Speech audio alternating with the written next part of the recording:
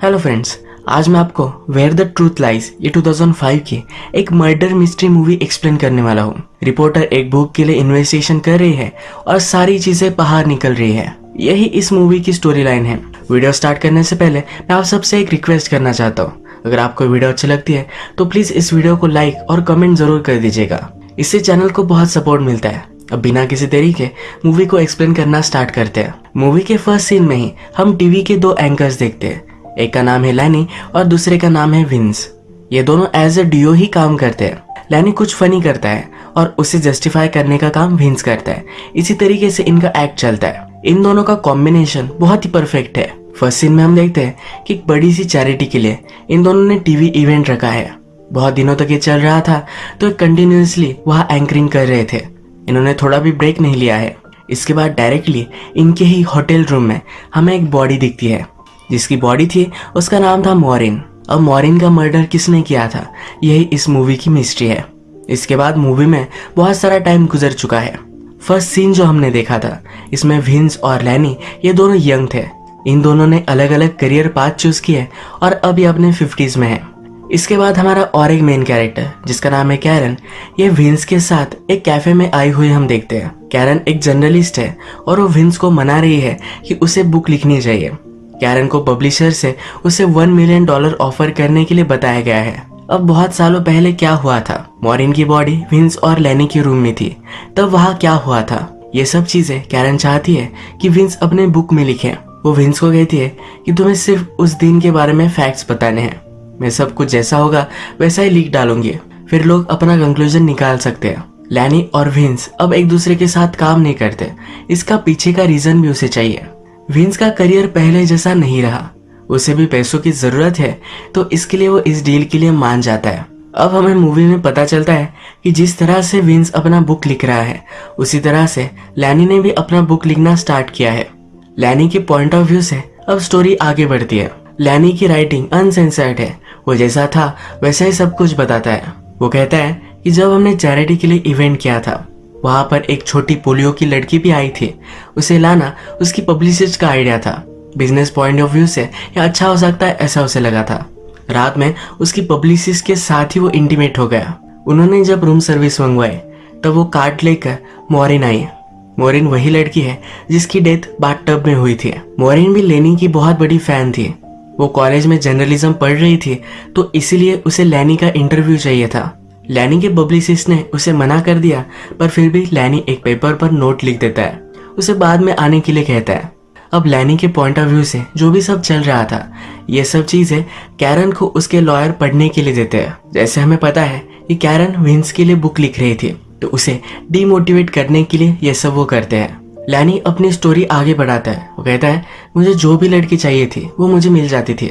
कभी हम stand up comedy करते थे तब रूम में से ही मैं कोई चूज कर लेता था। लैनी के लिए एक काम करने वाला आदमी था, उसका नाम था रूबन। लैनी कहता है कि लड़की के साथ कोई भी हो पर रूबन हमेशा उसे भगा देता था। कोई भी प्रॉब्लम आई तो सब रूबन सॉल्व करता था। एक दिन ऐसे ही लैनी स्टैंड अप कॉमेडी कर रहा था। उसने उस लड़की के साथ अनअप्रोप्रिएटली बात की। उस लड़की के साथ उसका बॉयफ्रेंड भी था तो उस पर वो चिढ़ गया। उस बॉयफ्रेंड ने लैनी को गालियां देनी स्टार्ट कर दी।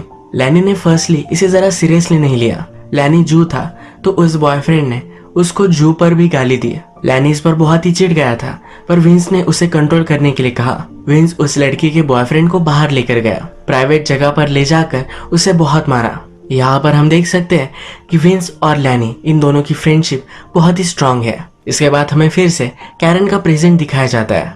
एक दिन कैरन अपने काम के लिए ट्रैवल कर रही थी तो वहां उसे लैनी मिला। एरोप्लेन में इन दोनों ने एक दूसरे के साथ ही लंच किया। लैनी को कैरन के बारे में कुछ भी पता नहीं था तो कैरन ने अपनी आइडेंटिटी छुपा दी। उसने कहा कि मैं एक स्कूल टीचर हूँ। इन दोनों में बहुत सारी बातें हुई और एक दूसरे को वो लाइक भी करने लग गए। लैनी कैरन को उसके अपार्टमेंट तक छोड़ने के लिए आया। कैरन उसे ऊपर नहीं ले जाना चाहती थी पर वो कहता है कि मैं सिर्फ तुम्हें तुम्हारे अपार्टमेंट तक छोड़ दूंगा, आज हम दोनों कुछ भी नहीं करेंगे। लैनी उसे उसके अपार्टमेंट में छोड़ देता है और जाते जाते कहता है कि कल मेरा शो है, उस शो के बाद मैं तुम्हें कॉल करूंगा, उसके बाद हम मिलेंगे। ऑफिशियल फर्स्ट डेट पर वो फिर जाने वाले हैं। अब हमारी स्टोरी फिर से लैनी के पॉइंट ऑफ व्यू से आगे बढ़ती है। जैसे हमें पता है कि लैनी और विंस का टीवी का एक बड़ा इवेंट था। इस इवेंट के बाद ये बहुत एग्जॉस्टेड थे, पर फिर भी उनका एक स्टैंड अप कॉमेडी का इवेंट था जिसके लिए उन्हें आना पड़ा। ये इस इवेंट में नहीं जाना चाहते थे, पर जिस आदमी का ये इवेंट था वो एक गैंगस्टर था। उसका नाम था सैली। सैली गैंगस्टर था, पर फिर भी उसके लिए सब पुलिस काम करते थे। उसने विंस और लैनी के लिए एक बड़ा सा स्वीट बुक किया था। अंदर जाकर जब इन्होंने देखा तो वहाँ मॉरिन की बॉडी पड़ी हुई थी। अभी अभी स्टोरी लैनी के पॉइंट ऑफ व्यू से चल रही थी, पर यह सब उसने मैन्युस्क्रिप्ट में लिखी हुई है।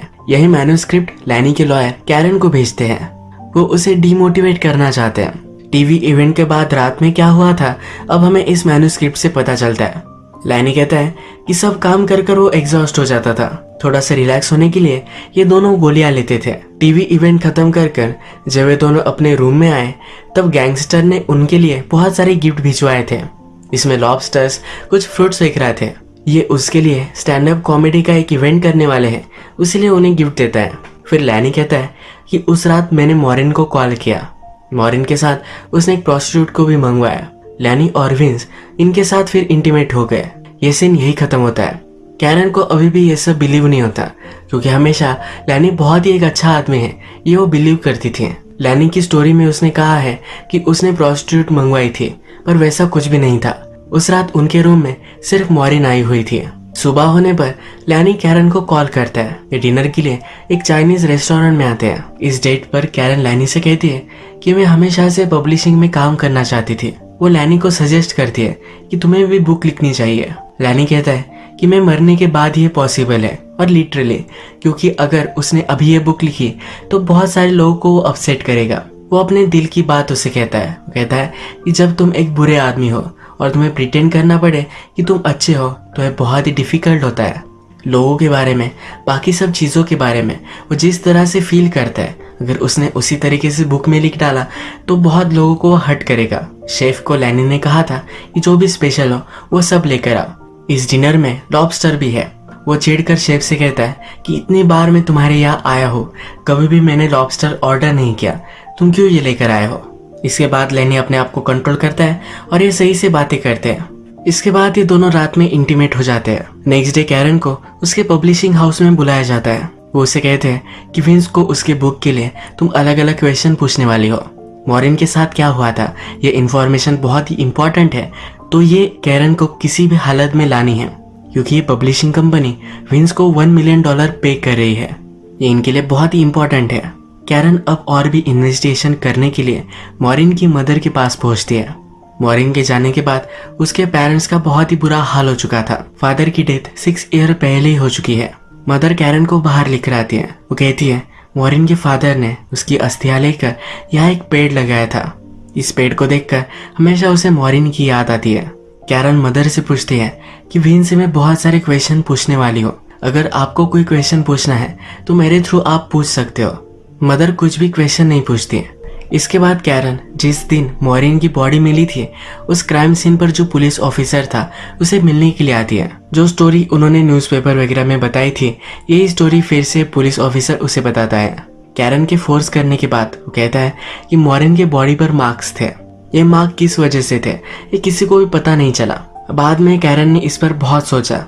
उसके बाद उसे रियलाइज हुआ कि लैनी को लॉबस्टर नहीं पसंद। जिस रात मॉरिन लैनी और विंस के रूम में आई थी उस रात गैंगस्टर ने इन दोनों को लॉबस्टर गिफ्ट किए थे। एक पूरा क्रेट उसने भिजवाया था। वो फिगर आउट कर लेती है कि उस रात ही मॉरिन की डेथ हो चुकी थी। उस लॉबस्टर्स के क्रेट में ही मॉरिन की बॉडी को उन्होंने डाल दिया था। इसके बाद हम देखते हैं कि कैरन डायरेक्टली विंस के पास आती है। विंस कैरन को अपनी स्टोरी बताना स्टार्ट करता है। एक दिन कैरन को सुपरमार्केट में रूबन मिलता है। ये लैनी के लिए काम करता है। कैरन और लैनी जब इंटीमेट हुए थे तो लैनी सुबह में ही निकल गया था। उसके बाद उसने कभी उसे कॉल ही नहीं किया। लैनी से कैरन बहुत ही गुस्सा है। रूबन कैरन को कहता है तुम्हारे साथ जो भी हुआ वो बुरा हुआ, पर लैनी तुम्हारे लाइफ में नहीं है, यही तुम्हारे लिए सही है, क्योंकि लैनी एक अच्छा आदमी नहीं है। ये कहकर वहां से वो चला जाता है। अगले दिन कैरन फिर से विंस से मिलने वाली थी। विंस को एक स्कूल के फंक्शन में बुलाया गया था, तो वही उसने कैरन को भी बुला लिया। इस स्कूल फंक्शन में एलिस इन वंडरलैंड ये प्ले करने वाली एक ब्यूटीफुल लड़की थी। फंक्शन हो जाने के बाद विंस बहुत ही एग्जॉस्टेड था, तो कैरन को उसने नेक्स्ट दिन आने के लिए कहा। नेक्स्ट दिन कैरन जब वहां पहुंचे तो विंस ने कहा कि हमें आज लैनी भी ज्वाइन करने वाला है। कैरन ने लैनी को झूठ कहा था कि वो एक टीचर है। विंस कहता है कि जो भी मैं आज तुम्हें बताऊंगा ये बहुत ही सेंसिटिव है, अगर लैनी यहाँ रहेगा तो मुझे अच्छा सपोर्ट मिलेगा। कैरन इस बात से बहुत डर जाती है। अगर विंस को पता चला कि वो लैनी के साथ थी तो शायद उसकी बुक डील खत्म हो जाएगी। वो डर कर वहां से जाने की कोशिश करती है, पर लैनी बाहर ही था। कैरन लैनी को समझाने की कोशिश करती है, पर वो उस पर बहुत ही चिढ़ जाता है। कैरन अब फिर से लैनी से पूछती है। वो कहती है कि तुमने मेरे लिए कोई मैसेज भी नहीं छोड़ा था। ये सुनकर लैनी सरप्राइज्ड है। वो कहता है कि मेरा एक शो था, उसके लिए मुझे सुबह ही जल्दी जाना पड़ा। ये आर्ग्यू कर रहे थे, तभी विंस ने ये सब देख लिया। इन दोनों को उसने जाने के लिए कहा। लैनी कैरन से कहकर जाता है कि उस रात जो हुआ था ये बहुत ही सेंसिटिव इशू है, अब शायद तुम्हें उस रात के बारे में कभी भी पता नहीं चले। कैरन भागते भागते विंस से माफी मांगने के लिए आती है। विंस कहता है कि नाइट में तुम फिर से आना, हम तब डिसाइड करेंगे। रात में विंस और कैरन ये डिनर करते हैं। डिनर करते वक्त विंस एक गोली लेता है, कैरन को भी ऑफर करता है। कैरन पहले मना करती है, पर उसे लगता है कि उसकी विल पावर बहुत ही स्ट्रांग है, इस गोली का असर उसे नहीं होगा। जब वो छोटी थी तब उसे पोलियो था, अपनी विल पावर से ही अपने पोलियो को उसने क्योर किया था। उसे अभी भी लगता है कि इस गोली की उस पर पावर नहीं आएगी। टीवी मैराथन में जिस छोटी लड़की को पोलियो हुआ था ये कैरन ही थी, इसीलिए लैनी को अपना हीरो मानती है। डिनर करने के बाद विंस की इंटरव्यू जब वो लेना स्टार्ट करती है तो अचानक से उसे चक्कर आने लगते हैं। वो अब कुछ भी बात नहीं कर सकते। छोटे बच्चों के प्ले में जो ब्यूटीफुल लड़की थी उस लड़की को विंस ने बुला लिया है। नशे में कैरन इस लड़की के साथ इंटीमेट हो जाती है। सुबह होने पर कैरन रियलाइज करती है कि उसने कल रात क्या किया। उसे ये भी पता होता है कि विंस ने गोली ली ही नहीं थी। वो विंस को कन्फ्रंट कर कर पूछती है कि तुमने ऐसा सब क्यों किया। वो कहता है कि मेरे बारे में तुम्हें बहुत सारी चीजें अब पता चलेगी, तुम पर भी मुझे कुछ पता होना चाहिए। जब वो लड़की और कैरन इंटीमेट हो रहे थे तब इन दोनों की फोटो विंस ने ले ली थी। वो अब कैरन को ब्लैकमेल करता है। वो कहता है अब तुमने उल्टी सीधी कोई हरकत की तो मैं सारे फोटोज आउट कर दूंगा, तुम्हारा करियर खत्म हो जाएगा। कैरन इस पर डरती नहीं। वो कहती है कि तुमने कल रात मेरे साथ जो भी किया ये सब कुछ चीजें मैं बता दूंगी। विंस कहता है कि मैंने तुम्हें हाथ भी नहीं लगाया, वो मेरा प्रेफरेंस नहीं है। यही चीज कैरन ने लैनी की बुक में भी पढ़ी थी। कैरन विंस को कहती है तुम्हारी पूरी बुक डील ये मेरे हाथों में है, मेरी वजह से ये सब कैंसिल हो सकता है। विंस गुस्से में आकर कैरन का गला दबाने की कोशिश करता है, बाद में उसे छोड़ देता है। कैरन पूछती है क्या इसी तरीके से तुमने मॉरिन को भी मारा था। विंस कहता है ये सब चीजें तुम लैनी से पूछो। सीन यही खत्म होता है और हम देखते हैं कि विंस उसी होटल में आ चुका है जिस होटल में मॉरिन की बॉडी उन्हें मिली थी। वो बहुत सारी अल्कोहल ऑर्डर करता है। उसके टॉलरेंस से ज्यादा गोलियां लेकर उसकी डेथ हो जाती है। उसने सुसाइड कर ली। घर आने के बाद कैरन को लैनी के बुक का फिर से एक चैप्टर मिलता है। मॉरिन से जब वो मिला था तब उस रात क्या हुआ था इस चैप्टर में सब कुछ लिखा हुआ है। लैनी की पॉइंट ऑफ व्यू से अब स्टोरी आगे बढ़ती है। उस रात मॉरिन उसका इंटरव्यू लेने के लिए बहुत ही एक्साइटेड थी। उन्होंने सही से इंटरव्यू कंप्लीट किया। उसके बाद लैनी और विंस ये दोनों मॉरिन के साथ इंटीमेट हो रहे थे। इंटीमेट होते वक्त ही लैनी को पता चला कि विंस गे है। लैनी उस पर बहुत ही चिढ़ गया। उसने कहा कि हम एक दूसरे के साथ ही नहीं कर सकते। मॉरिन को भी ये सब अब पता चल गया है कि विंस गे है। अगर ये बात बाहर निकल जाती तो विंस का जीना मुश्किल हो जाता। मॉरिन उन्हें ब्लैकमेल करने लग गए। उसने लैनी से कहा कि मुझे अब बहुत सारे पैसे चाहिए। वो जर्नलिस्ट ही बनने वाली थी तो इसके बारे में वो लिख सकती है। लैनी भी उसे पैसे देने के लिए मान जाता है। उसने गोलियां ली थी तो उसे बहुत नींद आ रही थी। वो सोने के लिए चला गया। सुबह वो बहुत ही लेट उठा। वो उसकी स्टोरी में लिखता है कि मैंने पूरी रूम लॉक कर ली थी। रात में कोई भी रूम से अंदर बाहर नहीं आ सकता था। उस रूम में मॉरिन, लैनी और विंस सिर्फ 3 ही लोग थे। लैनी को 100% मालूम था कि विंस ने ही मॉरिन को मार डाला। उसके बाद उसके साथ वो काम करना नहीं चाहता था। उनका ब्रेकअप हो गया। ये सब स्टोरी पढ़ने के बाद मॉरिन लैनी के पास आती है। विंस डेड है तो उसकी बुक कंप्लीट करने के लिए लैनी ही उसे हेल्प कर सकता है। वो लैनी को कहती है कि विंस बहुत ही फनी था, उसकी ये साइड बाहर आनी चाहिए, तुम मुझे हेल्प कर सकते हो। लैनी कहता है कि तुम्हारी वजह से उसने सुसाइड कर ली, उसे कुछ भी हेल्प नहीं करने वाला। लैनी की बुक का लास्ट चैप्टर जो कैरन ने पढ़ा हुआ है उसके बारे में बोलती है। लैनी इसको सुनकर सरप्राइज्ड होता है क्योंकि लैनी ने वो चैप्टर उसे भेजा ही नहीं था। वहां से उसे निकल जाने के लिए कहता है। बिल्डिंग से बाहर आने के बाद रूबन उसे स्पॉट करता है, उससे बात करने लग जाता है। वो कहता है कि जिस रात मॉरिन की डेथ हुई उस रात उसने जो इंटरव्यू ली थी उसकी टेप मेरे पास है। इस टेप से पता चल सकता है कि उस रात एक्चुअल में हुआ क्या था। इस टेप के लिए वो $1 मिलियन मांगता है। ये सुनने के बाद ही कैरन को क्लिक होता है। जब उसने लैनी को कन्फ्रंट किया था कि उसने उसके लिए कुछ मैसेज भी नहीं छोड़ा, तब लैनी सरप्राइज था। लैनी के साथ हमेशा रूबन हुआ करता था, तो शायद रूबन ने ही वो नोट गायब कर दी थी जो मैन्युस्क्रिप्ट उसे मिली थी। ये भी रूबन ने ही डिलीवर की थी। रूबन हमेशा से इस टेप को लेकर विंस और लैनी को ब्लैकमेल करना चाहता था। उन दोनों को गैंगस्टर का सपोर्ट था, इसलिए वो कुछ कर नहीं पाया। गैंगस्टर की अभी अभी डेथ हुई, तो उसके बाद वो फिर से ब्लैकमेल करने वाला था, पर अचानक से अब विंस की भी डेथ हो चुकी है। उसके पास जो टेप है वो किसी भी काम की नहीं। उसने फिर लैनी के बुक का चैप्टर कैरन को भेज दिया। अगर वो चैप्टर और रूबन की टेप मैच कर जाते हैं तो ये इन्फॉर्मेशन बहुत ही वैल्यूएबल बनती है। इसके लिए उसे $1 मिलियन मिल सकते हैं। पर कैरन और भी स्मार्ट है। वो कहती है उस रात विंस और लैनी इन दोनों में से किसी ने भी मर्डर नहीं किया था। उस रूम में तुम भी थे। जब सब लोग सोने के लिए चले गए तब तुमने मॉरिन को मार डाला। लैनी को लगा कि सब रूम लॉक थे, पर जब रूबन उसे सुबह उठाने के लिए आया तब उसने सब फिर से लॉक कर लिया था। उसने सब कुछ फिगर आउट कर लिया है, तो रूबन को कहती है कि मैं तुम्हें कोई भी पैसे नहीं देने वाली। रूबन भी वहां से चला जाता है। 20 सालों तक लैनी और विंस एक दूसरे पर शक करते रहे। मॉरिन की डेथ के बाद इन दोनों की लाइफ बहुत ही हार्ड हो गई। इन दोनों में से किसी ने भी मर्डर नहीं किया था। इसके बाद कैरन मॉरिन की मदर के पास आती है। वो उसे समझाती है, कहती है कि लैनी और विंस के बारे में उसे कुछ समझ में आ गया था, इसीलिए उसकी डेथ हुई। मदर चाहती थी कि मॉरिन के साथ क्या हुआ था ये सब कुछ वर्ल्ड को पता चले। मॉरिन मदर से कहती है, अगर मैंने ये स्टोरी अब आउट कर दी तो कोई है जो बहुत ही हर्ट हो जाएगा। वो मदर के ही बारे में बात कर रही थी। मॉरिन की सच्चाई अगर मदर को पता चली तो उसे बहुत दुख होगा। मदर भी इस बात के लिए मान गई। ये स्टोरी अब मॉरिन मदर के मर जाने के बाद ही पब्लिश करेगी। इसी तरह से ये मूवी एंड हो जाती है। अगर आपको आज का वीडियो पसंद आया तो प्लीज इस वीडियो को लाइक कर दीजिएगा।